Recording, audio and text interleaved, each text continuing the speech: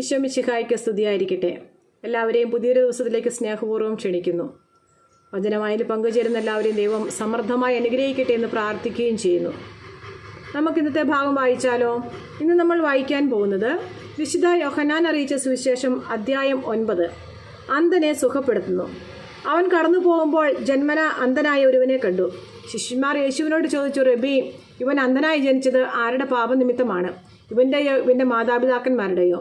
യേശു മറുപടി പറഞ്ഞു, ഇവൻ്റെയോ ഇവൻ്റെ മാതാപിതാക്കന്മാരുടെ പാപനിമിത്തമല്ല, പ്രത്യുത ദൈവത്തിൻ്റെ പ്രവൃത്തികൾ ഇവനിൽ പ്രകടമാകേണ്ടതിനാണ്.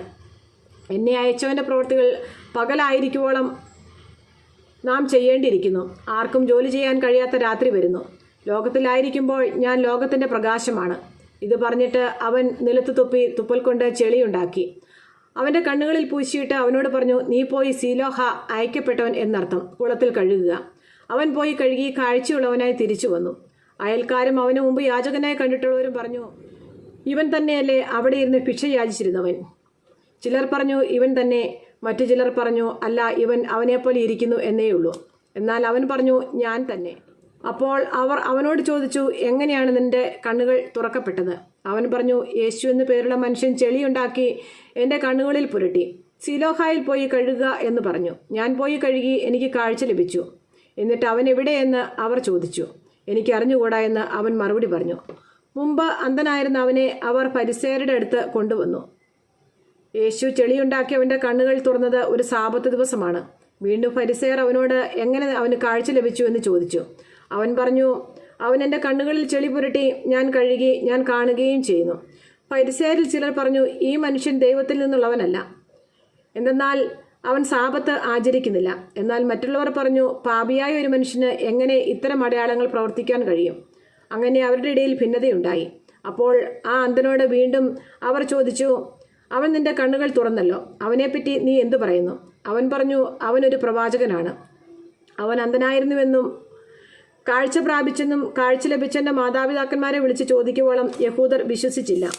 അവർ ചോദിച്ചു, അന്ധനായി ജനിച്ചുവെന്ന് നിങ്ങൾ പറയുന്ന നിങ്ങളുടെ മകൻ ഇവനാണോ? ആണെങ്കിൽ എങ്ങനെയാണ് അവനിപ്പോൾ കാണുന്നത്? അവൻ്റെ മാതാപിതാക്കന്മാർ പറഞ്ഞു, അവൻ ഞങ്ങളുടെ മകനാണെന്നും അവൻ അന്ധനായി ജനിച്ചുവെന്നും ഞങ്ങൾക്കറിയാം.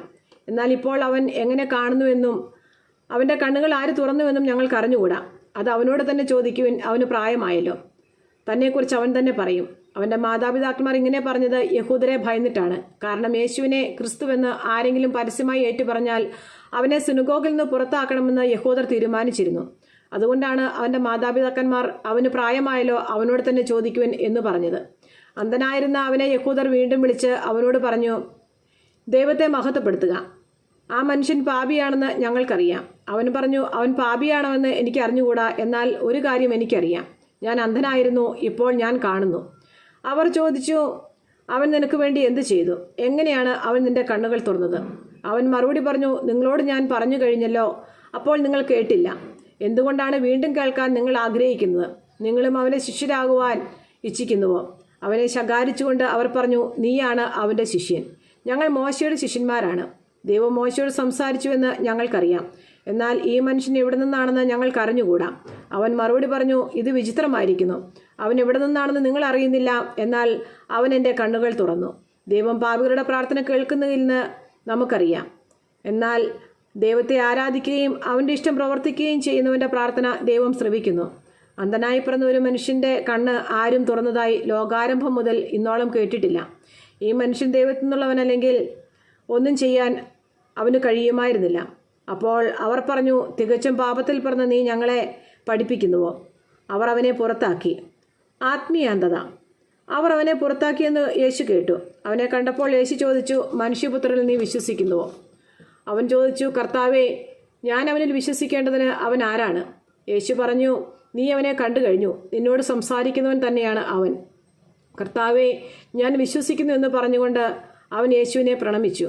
യേശു പറഞ്ഞു, കാഴ്ചയില്ലാത്തവർ കാണുകയും കാഴ്ചയുള്ളവർ അന്ധരായിത്തീരുകയും ചെയ്യേണ്ടതിന് ന്യായവിധിക്കായിട്ടാണ് ഞാൻ ഈ ലോകത്തിലേക്ക് വന്നത്. അവൻ്റെ അടുത്തുണ്ടായിരുന്ന ഏതാനും ഫരിസേയർ ഇത് കേട്ട് അവനോട് ചോദിച്ചു, അപ്പോൾ ഞങ്ങളും അന്ധരാണോ? യേശു അവരോട് പറഞ്ഞു, അന്ധരായിരുന്നെങ്കിൽ നിങ്ങൾക്ക് പാപം ഉണ്ടാകുമായിരുന്നില്ല. എന്നാൽ ഞങ്ങൾ കാണുന്നുവെന്ന് നിങ്ങൾ പറയുന്നു, അതുകൊണ്ട് നിങ്ങളിൽ പാപം നിലനിൽക്കുന്നു. നമ്മുടെ കർത്താവായ ഈശോ മിശിഹായ്ക്ക് സ്തുതി. സങ്കീർത്തന പുസ്തകത്തിലുള്ള വായന. അധ്യായം 77. വഴി നടത്തുന്ന ദൈവം. ഞാൻ ദൈവത്തോട് ഉച്ചത്തിൽ നിലവിളിക്കും, അവിടുന്ന് കേൾക്കാൻ ഉച്ചത്തിൽ അപേക്ഷിക്കും. കഷ്ടദിനങ്ങളിൽ ഞാൻ കർത്താവിനെ അന്വേഷിക്കുന്നു. രാത്രി മുഴുവൻ ഞാൻ കൈവിരിച്ചു പിടിച്ചു, ഒന്നിനും എന്നെ ആശ്വസിപ്പിക്കാനായില്ല. ഞാൻ ദൈവത്തെ ഓർക്കുകയും വിലപിക്കുകയും ചെയ്യുന്നു. ഞാൻ ധ്യാനിക്കുകയും എൻ്റെ മനസ്സ് ഇടിയുകയും ചെയ്യുന്നു. കണ്ണു ചിമ്മാൻ അവിടുന്ന് എന്നെ അനുവദിക്കുന്നില്ല. സംസാരിക്കാനാവാത്ത വിധം ഞാൻ ആകുലനാണ്. ഞാൻ കഴിഞ്ഞ കാലങ്ങൾ ഓർക്കുന്നു, പണ്ടത്തെ സംവത്സരങ്ങളെ സ്മരിക്കുന്നു. രാത്രിയിൽ ഞാൻ ഗാഢചിന്തയിൽ മുഴുകുന്നു. ഞാൻ ധ്യാനിക്കുകയും എൻ്റെ ആത്മാവിൽ ചോദ്യമുയരുകയും ചെയ്തു, കർത്താവ് എന്നേക്കുമായി തള്ളിക്കളയുമോ? ഇനി ഒരിക്കലും അവിടുന്ന് പ്രസാദിക്കുകയില്ലേ? അവിടുത്തെ കരുണ എന്നേക്കുമായി നിലച്ചുവോ? അവിടുത്തെ വാഗ്ദാനങ്ങൾ എന്നേക്കുമായി അവസാനിച്ചുവോ? കൃപ കാണിക്കാൻ ദൈവം മറന്നുപോയോ? അവിടുന്ന് കോപത്താൽ തൻ്റെ കരുണയുടെ വാതിൽ അടച്ചു കളഞ്ഞുവോ? അത്യുന്നതൻ്റെ ശക്തി പ്രകടമാകാത്തതാണ് എൻ്റെ ദുഃഖത്തിന് കാരണം എന്ന് ഞാൻ പറഞ്ഞു. ഞാൻ കർത്താവിൻ്റെ പ്രവൃത്തികൾ ഓർമ്മിക്കും. പണ്ട് അങ്ങ് ചെയ്ത അത്ഭുതങ്ങൾ ഞാൻ അനുസ്മരിക്കും. ഞാൻ അങ്ങയുടെ സകല പ്രവൃത്തികളെയും പറ്റി ധ്യാനിക്കും. അങ്ങയുടെ അത്ഭുതകരമായ പ്രവൃത്തികളെപ്പറ്റി ചിന്തിക്കും. ദൈവമേ, അങ്ങയുടെ മാർഗം പരിശുദ്ധമാണ്. നമ്മുടെ ദൈവത്തെപ്പോലെ ഉന്നതനായി ആരുണ്ട്? അങ്ങാണ് അത്ഭുതങ്ങൾ പ്രവർത്തിക്കുന്ന ദൈവം. ജനതകളുടെ ഇടയിൽ ശക്തി വെളിപ്പെടുത്തിയതും അങ്ങ് തന്നെ. അവിടുത്തെ കരം അവിടുത്തെ ജനത്തെ, യാക്കോബിൻ്റെയും ജോസഫിൻ്റെയും സന്തതികളെ രക്ഷിച്ചു. ദൈവമേ, സമുദ്രം അങ്ങയുടെ മുമ്പിൽ പരിഭ്രമിച്ചു. അങ്ങയെ കണ്ട് അഗാധം ഭയന്നു പറിച്ചു. മേഘം ജലം വർഷിച്ചു, ആകാശം ഇടിമുഴക്കി. അങ്ങയുടെ അസ്ത്രങ്ങൾ എല്ലാ വശത്തും മിന്നിപ്പാഞ്ഞു. അങ്ങയുടെ ഇടിമുഴക്കം ചുഴലിക്കാറ്റിൽ മാറ്റൊലി കൊണ്ടു. അങ്ങയുടെ മിന്നലുകൾ ലോകത്തെ പ്രകാശിപ്പിച്ചു, ഭൂമി നടുങ്ങി വിറച്ചു. അങ്ങയുടെ വഴി സമുദ്രത്തിലൂടെയും അങ്ങയുടെ പാത പെരുവെള്ളത്തിലൂടെയും ആയിരുന്നു. അങ്ങയുടെ കാൽപ്പാടുകൾ അദൃശ്യമായിരുന്നു.